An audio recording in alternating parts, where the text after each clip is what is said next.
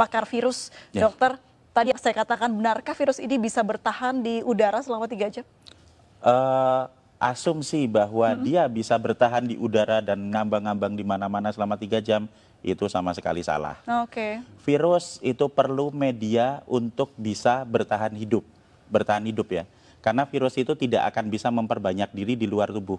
Kalau masuk ke dalam tubuh, baru nanti bisa memperbanyak diri jadi banyak gitu. Kalau di luar dia nggak bisa, tapi dia perlu media.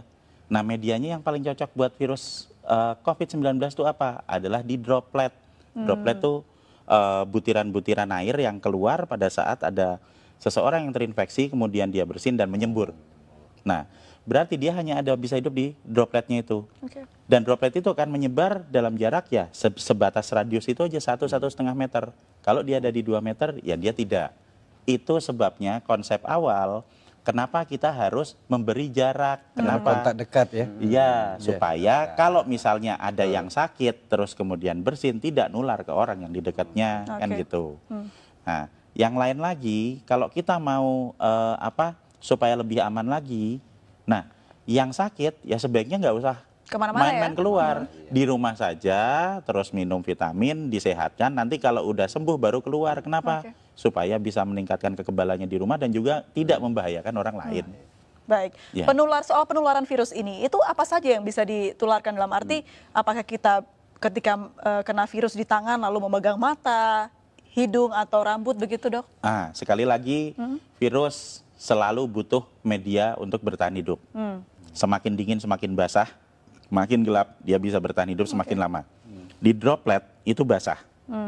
Nah, kalau misalnya katakanlah saya ada di dekat sini, kemudian saya bersin misalnya, saya bersin. Nah, droplet yang ada di situ, kalau misalnya nanti kena di baju, nah dia akan bertahan juga di baju lama. Nempel. Iya, lah terus pas pada saat kita buka baju, terus nanti kena hidung kita, ya akan masuk ke dalam. Tapi seberapa lama dia bisa bertahan di situ tergantung kondisi lingkungan. Semakin terang, semakin kering, semakin panas, dia juga nggak akan bisa bertahan hidup lama. Jadi sebenarnya virus ini punya kelemahan banyak sekali. Jadi dia hanya bisa bertahan di droplet. Kalau misalnya ada yang bilang, misalnya kan kalau misalnya dia ditaruh di meja yang dingin gitu, bertahan 9 hari. Ada hoax seperti itu. Itu hoax ya, Dok? Menurut saya hoax. Kenapa? Nah, kalau dia hanya bisa bertahan di dalam droplet. Di dalam droplet itu kalau misalnya dia kondisinya tidak sesuai dengan dia dan terjadi penguapan, kan jadi kering, dia nggak bisa bertahan lama. Jadi droplet ini sesuatu yang cair begitu ya, Dok ya? Cair, iya. Itu loh, tetesan lendir atau cairan yang ada di situ. Dan kalau misalnya kita bersin di satu lokasi atau di meja misalnya, kemudian kita langsung dibersihkan dengan desinfektan, dibersihkan dengan sabun, dibersihkan dengan pembersih lantai atau apa, itu dilap gitu, dalam waktu 3 menit sudah hancur. Jadi virus ini gampang hancur dengan pelarut lemak, dengan sabun, dengan deterjen dan macam-macam, termasuk kalau nempel di baju kita terus langsung masukin mesin cuci, itu virusnya hancur. Kelemahannya seperti itu. Nah, kelebihannya nyebarnya cepat. Jadi sebenarnya kita bisa tahu kelemahan dan kekuatan virusnya dengan jelas supaya kita bisa ngatasi. Kita harus tahu dulu kalau kita mau bertempur, kita kan harus tahu dulu musuhnya. Kalau kita tidak tahu musuh kita apa, yang terjadi apa? Kita cuma ketakutan aja. Wah, nanti kena, saya sekarang kena, besok mati, ya enggak lah. Kalau dari segi virusnya atau ya faktor dia bisa tumbuh begitu, apakah benda yang dia hinggapi begitu ya, Dok ya, itu mempengaruhi juga si virus ini bertahan hidup begitu, seperti di plastik berbeda dengan di kayu mungkin? Iya, semakin dingin dia bisa bertahan hidup semakin lama. Tapi permasalahannya di sini adalah bukan seberapa lama dia bisa ada di situ, seberapa ingin kita dia hidup. Seberapa kita ingin supaya virus itu tetap hidup. Kalau kita pengen virus itu cepat mati supaya nggak nular, ya kalau misalnya kita tahu mejanya kotor ya dibersihin aja, disemprot dibersihin. Ada yang bersihin misalnya ya cepat-cepat disemprot dibersihin. Semakin kita diamkan paparan virus yang ada di situ ya dia akan bertahan semakin lama. Tapi kalau misalnya kita bisa punya kesadaran sendiri untuk mulai dengan pola hidup bersih, setiap ada sebaran di situ ya kita semprot bersih, simpel kok itu, enggak terlalu sulit, cuma diusap aja seperti itu. Nah, maka kita akan sangat membantu untuk mengurangi sebaran virus. Baik, itu juga berlaku untuk batuk begitu ya, Dok ya? Iya, betul. Dan Kalau tetap mata nggak mungkin ya dok ya bisa Enggak, aja. enggak, sama sekali tidak mungkin. Apalagi hanya pikiran. Iya, hanya kalau tetap pikiran. mata ntar jatuhnya ke hati ya dok ya. Makanya halu baik, itu, ya, halu. halu. Kalau berbicara soal bagaimana dampak negatif dari virus ini, apa dampak yang paling buruk bisa dihasilkan dari virus ini dok? Jadi kita akan kembali lagi ke sifat virus. Virus ini pertama, cepat menyebar. Jadi dia akan sangat mudah beradaptasi, bisa menempel di saluran pernafasan manusia. Yang kedua, fatality rate-nya tidak besar. Ini kita bisa lihat dari hasil statistik dimanapun di seluruh dunia, bahwa masih selalu akan ada 97% orang yang recovery. Jadi kalau dari 100% populasi ada 3% yang masuk ke fatality rate, dan 97% itu dia bisa pulih dan juga bisa masih tetap sehat. Ini yang terjadi di pasien nomor 1, 2, 3. Ingat toh waktu di Depok itu? Jadi tanggal 29 Februari dinyatakan positif. Benar toh? Terus dirawat di rumah sakit selama 16 hari. Dan kemarin mereka semua pulang dalam kondisi sehat dan berubah jadi negatif. Berarti apa? Status positif terinfeksi ini bukan status yang tetap. Seperti misalnya, oh saya kena, sekarang saya positif. Sampai 1 tahun ke depan saya tetap positif. Tidak. Itu akan berubah seiring dengan peningkatan kekebalan tubuh. Jadi kalau hari pertama saya terinfeksi, saya akan positif. Hari ke-7 saya masih tetap positif. Tapi nanti di hari ke-10, pada saat antibodi saya mulai naik di 7 hari pasca infeksi, di hari ke-10 antibodinya banyak, kita akan berubah jadi negatif. Puncak produksi antibodi ada di hari ke-14, sehingga di hari ke-14 dia akan habis semua virusnya, dinetralkan oleh antibodi. Itu yang terjadi pada pasien nomor 1, 2, 3. Jadi supaya kita bisa menginduksi pikiran-pikiran positif dan optimistik yang ada di rakyat, kita harus belajar juga melihat, kok ada pasien nomor 1, 2, 3 sembuh, ini kan udah ada buktinya. Menariknya tadi juga sempat di program di tayangan kita, begitu pasien 03 ini ternyata tidak ada gejala yang terlalu parah begitu dok, hanya batuk sedikit saja, dan treatmentnya pun hanya diberikan vitamin dan juga obat batuk oleh dokter. Nah, kenapa virus ini bisa tidak semua orang terkena paru-paru dok? Nah, jadi kalau kita mau melihat keganasan virusnya, itu kita jangan melihat kita harus kembali ke struktur virusnya ya. Struktur virusnya lagi, sifat virusnya. Virus ini bentuknya tetap, dia akan menyerang ke semua manusia. Dia tidak berubah. Yang menyebabkan terjadinya perbedaan adalah di manusianya. Ada manusia yang sehat, yang memiliki saluran pernafasan yang sehat, sehingga pada saat terinfeksi, yang akan keluar adalah batuk, ya kan? Kemudian nanti bersin, pilek, kemudian dia demam sampai paling 5 hari. Dan kemudian di hari ke-7 dia akan mengalami recovery. Dan di hari ke-14 dia full sembuh, persis seperti pasien nomor 1, 2, 3. Tapi untuk orang-orang yang berada di dalam grup dengan resiko tinggi, misalnya yang udah berusia lanjut. Kalau orang usianya lanjut, kemudian dia nanti akan memiliki pengurangan dalam hal produksi antibodi karena usianya udah lanjut. Ini usia berapa tahun ke atas dok? 60 tahun? Di statistik itu dia ada di usia antara 70-80. Itu di statistik datanya. Terus yang kedua, manusia dengan komplikasi penyakit, diabetik misalnya, atau hipertensi, atau stroke, gitu kan. Dan yang ketiga adalah manusia yang memiliki riwayat gangguan pernapasan, misalnya TBC, misalnya bronkopneumonia, bisa jadi juga asma. Maksudnya adalah saluran pernafasannya sudah mengalami kerusakan sebelum ditempeli virus, sehingga pada saat ketempelan COVID-19 akan lebih parah. Itu yang menyebabkan terjadinya ada angka fatality rate 3%. Nah, jika kita akan fokus ke 3% ini, berarti kita akan berbicara mengenai grup dengan resiko tinggi, sehingga yang seharusnya lebih diperhatikan adalah yang di grup dengan resiko tinggi ini untuk dapat prioritas ke rumah sakit. Kenapa?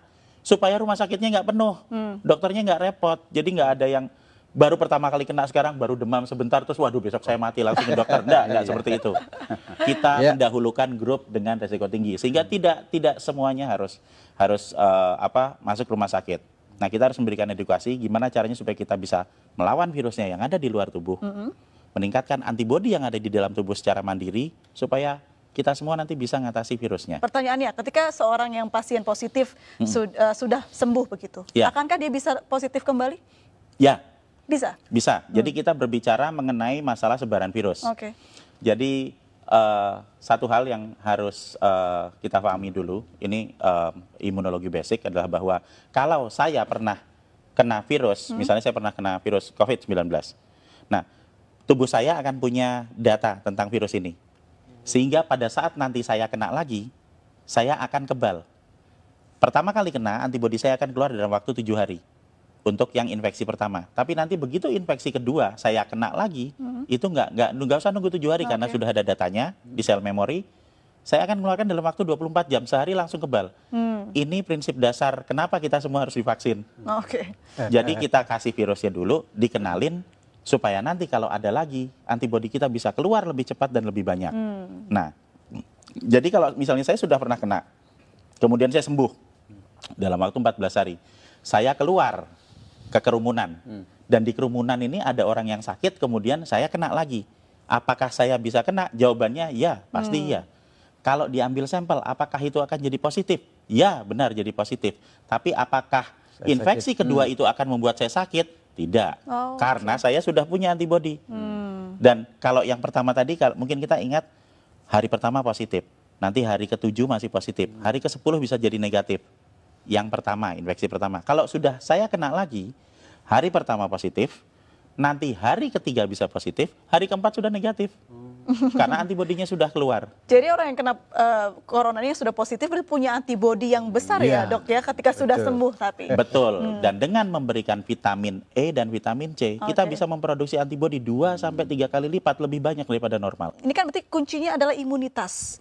Lalu seperti apa kita menjaga imunitas? Vitamin yang banyak, tidur yang cukup, apalagi, Dok? Jadi produksi antibodi yang normal itu akan bisa dicapai jika kita dalam kondisi yang fit. Berarti apa? Berarti kita ya makan yang benar, kemudian kita istirahat yang cukup. Karena semakin banyak kita bergadang, semakin banyak kita stres dan panik bahwa kita besok mati, Nah, itu ya. itu akan sangat menurunkan produksi antibodi. Berarti gitu. panik benar menurunkan antibodi, Dok? Iya, Oke. bahkan kita jadi panik terus, kemudian kita jadi nggak tidur, Stres kemudian jadinya. kita mau minum nggak enak, makan nggak enak, iya kan? Takut Akhirnya mati. iya kita kurang energi, akhirnya ya nggak ada produksi antibodi. Jadi sebenarnya dengan pola hidup yang sehat itu akan mampu membuat kita memproduksi antibodi secara normal. Dan pada saat ada dalam kondisi wabah, jika kita mengkonsumsi vitamin E dan vitamin C, Oke. kita akan memproduksi antibodi bisa 2 sampai 3 kali lipat dari produksi normal. Dan ini akan sangat-sangat membantu pada saat ada kondisi wabah virus. Dan yang paling utama lagi adalah sekali lagi panik dan stres itu tidak akan meningkatkan antibodi kita atau menyebabkan virus yang ada di luar menjadi berkurang. Meningkatkan antibodi dengan berpikir positif, dengan memiliki ilmu pengetahuan yang cukup bahwa sebenarnya virus ini bisa kita hadapi, kemudian konsumsi vitamin dan pola hidup bersih. Oke. Membunuh virus di luar tubuh dengan pola hidup bersih, meningkatkan antibodi di dalam tubuh untuk mengatasi virusnya. Dan tanpa panik, tanpa stres. Tanpa Karena- panik, Nah, tanpa Karena vitaminnya panik nggak akan membawa perubahan apapun. Vitamin E-nya dari alam itu, Prof. Mungkin Apa Iya. saja, ya. Jadi kalau misalnya vitamin E atau vitamin C akan ada banyak di apotek. Mereknya apa? Ya terserah beli aja di sana ada banyak.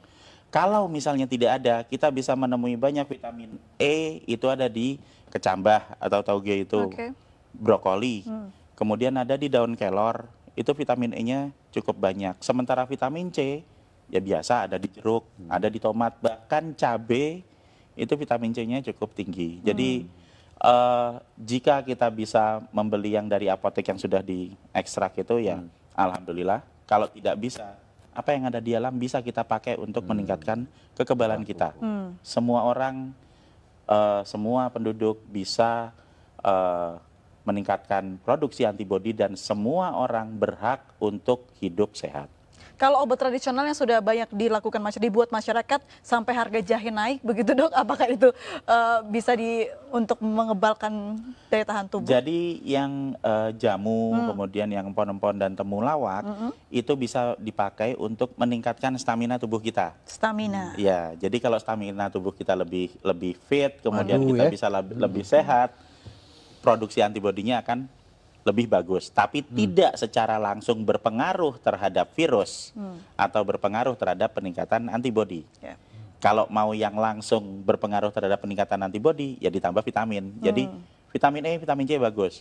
Vitamin E, vitamin C sambil minum jamu itu tambah bagus lagi. Oke. Iya. Baik, kalau dilihat dari ya mungkin ciri-ciri virusnya, bisa bertahan lama di cuaca apa ini dok? Apakah cuaca di Indonesia yang mulai memasuki musim kemarau bisa membantu gitu? Oke, hampir sebagian besar kuman itu senang dengan tempat dengan 3 syarat, gelap, basah, dan dingin.